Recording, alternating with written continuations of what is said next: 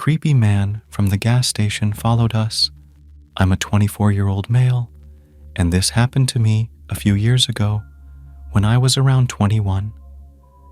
It was around December, it was freezing outside, and there was snow on the ground, as we had just had a snowstorm pass through our area. I lived with my parents at the time, and my mom is not really a fan of driving in the snow, so she asked me to go with her to the gas station to pick up some groceries. I said sure, as I wasn't really doing anything at the time. I grabbed my keys and followed her to the car. The cold air hit my face pretty hard that night. It was around 10 p.m., and the nearest gas station was about 5 minutes away from our house, but given the conditions of the roads, it took us about 10 minutes to get there. Once I was able to park the car, my mom got out of the car, then made her way inside the store. From where I was parked, I could see her inside the store, standing in the line that was leading up to the register. I kept the car running as it was really cold, and I didn't want to sit in the car without any heat. I was browsing on my phone while waiting for my mom to get done, and right around that time, I saw her finally approach the register. Minutes later, a black truck pulled up into the parking spot right next to my car. I found this unusual, given that the parking lot was empty, so there was really no reason for them to park right next to me. But I kind of just chalked it up to them wanting to be as close to the entrance as they could, and given how cold it was that night. No one got out of the car at first, but I didn't even notice this until I looked up to see my mom walking out of the entrance back to the car. I glanced over to the truck's passenger side window, and I could make out a figure sitting in the passenger seat, and they were facing in my direction. My mom opened the door and got inside. She saw me and asked what I was looking at. I told her that the truck pulled up well over a few minutes ago. Around the same time, she approached the register, but that nobody had gotten out. She first chalked it up to maybe they were just waiting for someone inside the store to come out. But when I mentioned seeing a figure in the passenger side of the car, looking in our direction, but she said that we didn't need to worry about them once we drove off. As soon as I put the car into reverse and then began to back up, the passenger door swung open and hit the side of my car. A tall, built man stepped out from the truck as soon as the door made contact with my car. I hit the brakes as soon as I felt the contact, and the man stood there before throwing his hands up at me and then staring in my direction. I didn't know what to do, as I had never really been in any sort of accident before. The man slowly walked up to my window and just stood there. I cracked it very slowly and told the man that I was sorry and that I didn't see the door open as I was backing out. For a brief moment, he didn't say anything. After a few seconds, he proceeds to ask me to roll down my window a little more, as he could barely hear me. I knew this couldn't be true, as it was really quiet in that area, and I wasn't even speaking in a low tone. I told him that I would prefer to keep it cracked, as I didn't want cold air to let in. This really angered the man, and he immediately starts cursing me with an anger tone and told me to roll down my window again. I again told him no, and this is when things took a turn. Without any warning whatsoever, he smacked my window really hard with his hand. Startled, I jumped back and rolled my window up. My mom was right beside me, yelling to just back out and leave, but I was afraid of hitting the man in the process, as he was still right next to my car. The man kept smacking my window really hard a few more times before trying to punch it. At this moment, I realized if I didn't get us out of there, this man was definitely going to hurt us. I could see the cashier inside the gas station heard what was going on, and he looked to be on the phone with what I could assume was the police, but there was absolutely no way I could wait for them, as the man was now punching on my window and kicking my door. It was like he had totally lost it. I told my mom to hold on as I put my car on reverse again and backed out of there, just barely missing the guy by a few inches. After getting back on the road, I finally thought that was the end of it.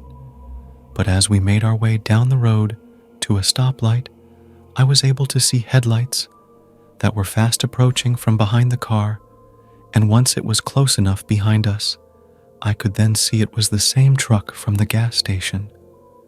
There appeared to be 2 people inside of it. I assumed the man I had encountered must have been the passenger, and the driver was someone I hadn't noticed before. I told my mom that it was them behind us, and then she started to freak out and call my dad, letting him know what was going on.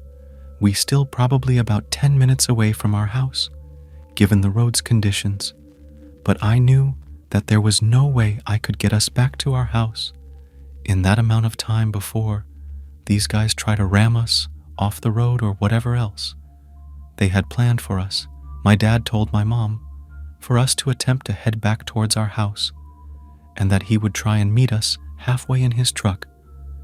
She told me this, and I had to agree that this was our best option, given that I couldn't turn around and head back to the gas station, still not knowing if the police had even been called or not. So when the lights turned green, I hit the gas and sped off. I really wasn't being that cautious of the road at this point, as there weren't any other cars at this time of the night. There were a few times when the car slid from the ice on the road and knew that it would only take one turn of the wheel to lose control. But I wasn't going to slow down and let these guys catch up to us. After about a few minutes of driving, we saw headlights right in front of us on the other side of the road. I was thinking it had to be my father, and as we got a little closer, we were able to make out Biss' truck beyond the lights. The truck was still behind us, still keeping pace with me. My dad stopped at the side of the road. I started to slow down and pulled off to the side of the road with the truck still following us. The same man from the passenger seat hopped out of the car and started making his way to our car. The driver opened his door, but before he could step out, both of the men stopped dead in their tracks at the sound of my father's voice holding his gun aiming straight towards those men. I sat there and just watched as both of them stood there for a brief moment. As my dad slowly inched towards them, the man slowly backed away towards his truck. The man looked at me and said something, which I couldn't make out because of the closed windows. He then let out a loud laugh and sprinted back inside his truck before quickly speeding away from there. My dad came up to us and asked if we were fine. I told him that other than being scared to death, we were just fine. He followed us back home, making sure that they didn't return. I really don't know what those men's intentions were, or why the man acted the way he did. All I know is, if I hadn't taken the right decisions, we wouldn't have made it safely back home. The sketchy guy at the gas station. This is the story of me when I was a young adult back in the 90s. At that time, I was working at a 24-hour gas station. One night, I was the only one working the late shift when one of the sketchiest customers I had ever laid eyes on walked into the station. I glanced at him, and it was very obvious that the guy was concealing something in his pockets. And my first thought, which brought some major panic, was that the guy had a gun on him. A whole lot of truck drivers used to use the station for 2 reasons. Number 1, it had a pretty roomy parking lot, which they used to take naps and breaks in. And number 2, it was the only place for miles around that they could get a bite to eat. Usually there could have been up to 10 truckers parked up in the lot, but on this particular night, there was only one truck. Luckily, the guy just so happened to be in the store with me, but since I didn't know if he was armed or what kind of guy he was, I figured I was still pretty vulnerable. The weird guy walked around the store, and I could tell he was not really looking at anything. It seemed like he was biding his time before he pulled out his gun and robbed the store. At least, that's what was going on in my head. The trucker comes up to the counter. He puts down a bag of chips and just happens to look over his shoulder at the sketchy guy. Then this moment of pure understanding occurs. The trucker looks at the sketchy guy, and then looks at me, then back and forth maybe once or twice more, and then asked me something random. He said something like, "Quiet night, huh? I wouldn't feel safe working at the gas station alone. You keep the gun behind the counter there or something." All I had was a baseball bat, and even so it belonged to the station's owner. But the trucker widens his eyes, and I suddenly realized what I was supposed to say in reply. I responded, "Yeah, I got a 45 right here." The trucker continues to play along and bangs his fist on the counter saying, "Oh yeah? Well, checks this out. 357 Magnum. Bought it after I saw that movie Dirty Harry. Not as big a bullet as your 45, but it sure does pack a punch." While slightly opening his jacket, "Some days I just wish some SOB mess with me so I can blow his freaking head off." Just as he says that, the sketchy guy makes a beeline for the door, gets back into his car, and zooms off down the highway. We both looked at each other and sighed a relief. The guy then said, "I was thinking of taking a nap, but now I'm more in the mood for coffee after that." I called the cops after that, and the guy spent the entire rest of his break hanging around the store, making conversations with me until the cops showed up. I always thought guardian angels were real, but I never thought my guardian angel would be a middle-aged hairy truck driver who smelled like he hadn't showered in 3 days. The cops came, and I filed a report, and the trucker confirmed the story too, backing me up, and we told them about him probably being armed with a gun right in the middle of talking. Their radios started buzzing, and they ran out of the store and got into their patrol car and drove off with their lights and sirens on. The trucker responds, "Hope our friend and his gun didn't find the trouble they were looking for." Only they had. The next day, I read in the newspaper, the very same guy, based on the description in the paper, had walked into another gas station 10 miles down the highway. But unlike me, the clerk in that station hadn't been so lucky. He tried to resist the robbery and ended up paying for his life and got killed behind his own counter. Gas station horror. This happened to me 25 years ago. I had just dropped out of college and was looking to stretch my legs and get a job. Well, that turned out to be much harder than I expected. As a college dropout, I knew I wasn't going to find much. However, I managed to get a job at a gas station that was right beside the highway on Route 15. It was very far away from really anything, and the closest town was 20 miles away. The owner was quiet and kept to himself. The place was a dump and the pay was quite less. One night, when the owner had just left, leaving me in charge of the night shift, I was all by myself sitting behind the register. It was quite chilly considering it was in August. I even had goosebumps. The night was quiet, peaceful you may say. However, fog covered that one road that led to nowhere, and there wasn't a car in sight. I was just about to close up for the night when a man entered the store, which wasn't very odd, seeing as I had gotten a few customers that night. The only thing that seemed out of the ordinary to me was that I never saw a car parked in the parking lot. One would have to walk 20 miles. but there was an abandoned building that was close to the station. I brushed it off, thinking he had taken shelter there and needed a drink. I told him that the station was closing soon, but he just stood there looking at the cigarettes on the counter, which seemed odd to me because he was rather an old gentleman, and I wouldn't expect someone like that to continue smoking even if he did in his prime. I asked if he wanted some, and he just nodded. Yes, and I handed him a pack of cigarettes. I asked again if that was all, but he didn't respond and continued to stare in my direction. To be honest, I was a little creeped out, but I didn't say anything.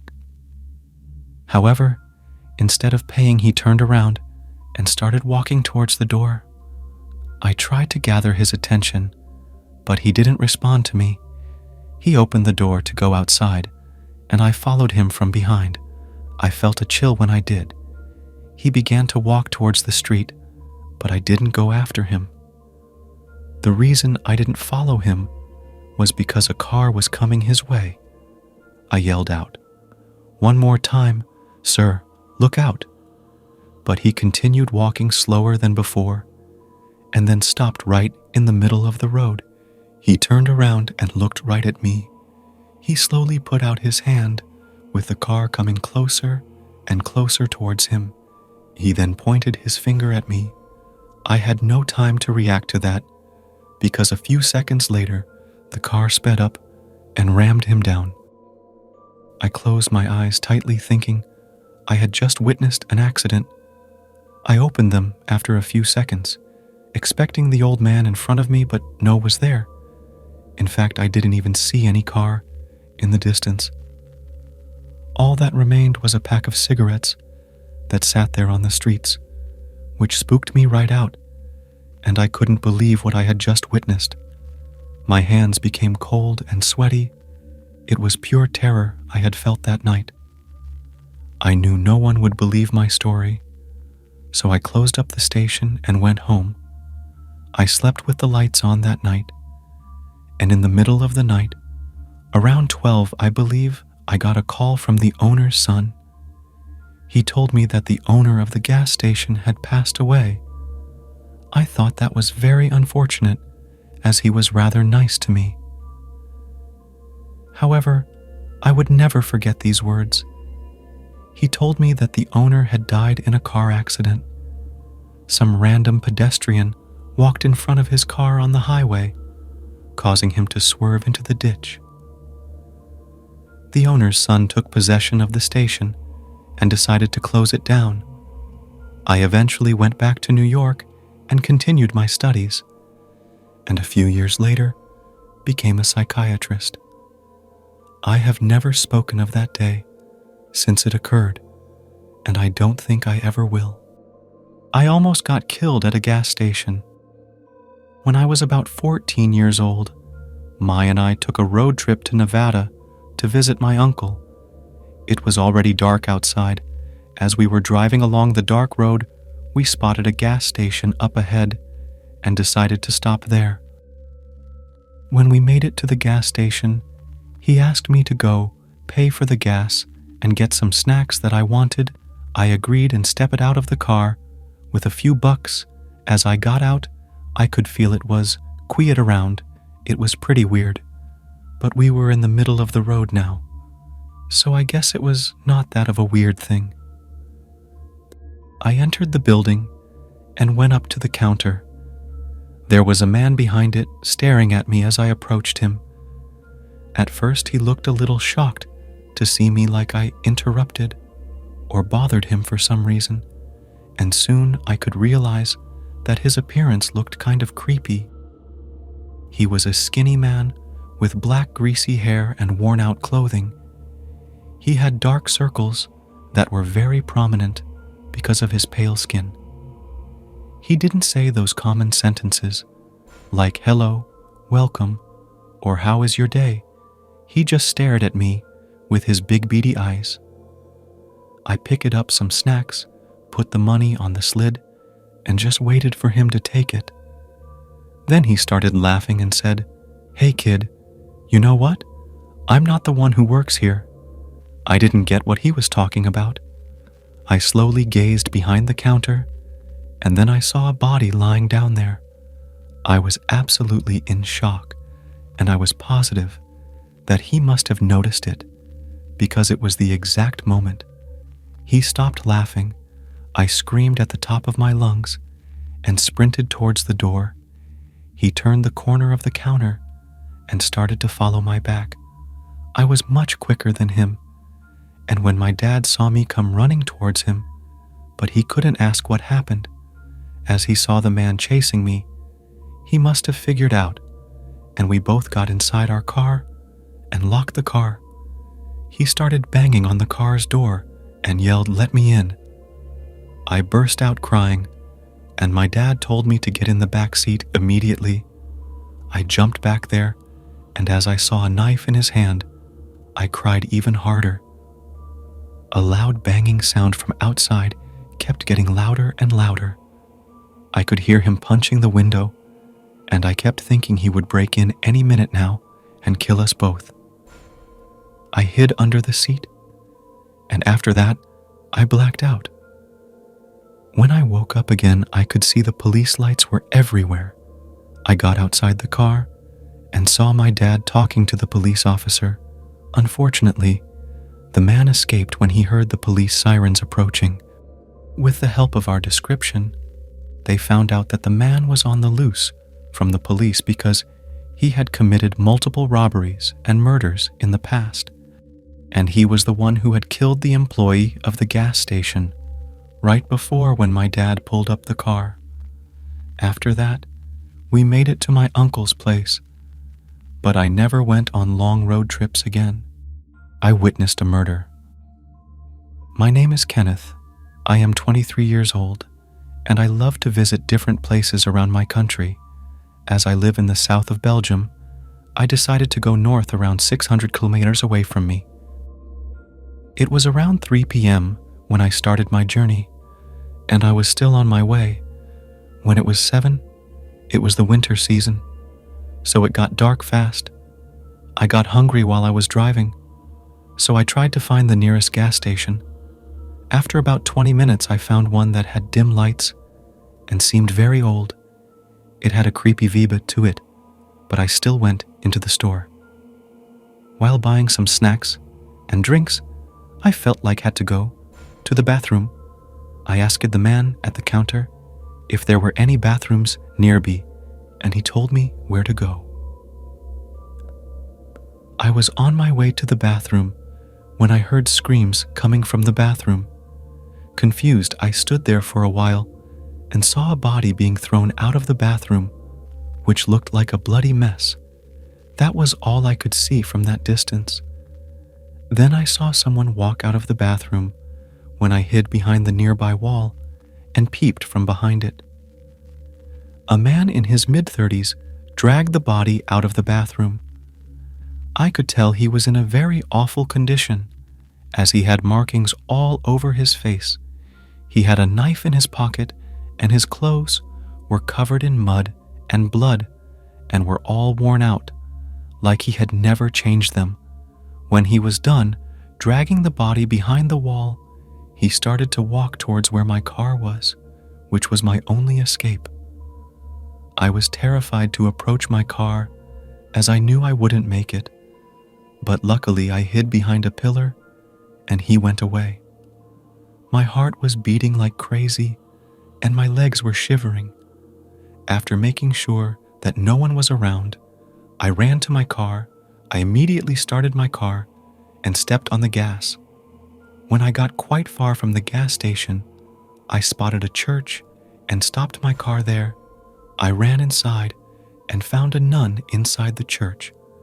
After telling her everything that happened, she gave me a glass of water to calm myself down and called the police. The police arrived in a few minutes. They questioned me and eventually went to the gas station to investigate. I was still at the church waiting for them, and an hour later, they came back. They said that the guy was arrested. He had been living near the gas station for a few months and killed the people who entered the bathroom. He had already killed 3 people in there. He was eventually sent to prison and was sentenced to death. I still wonder if I hadn't seen that body in the bathroom and went inside, I would have been his 4th victim. The end. Thanks for watching. Don't leave before leaving a like to this video. Also hit the subscribe button to support my work. And as always, have a horrific nightmare, my dear.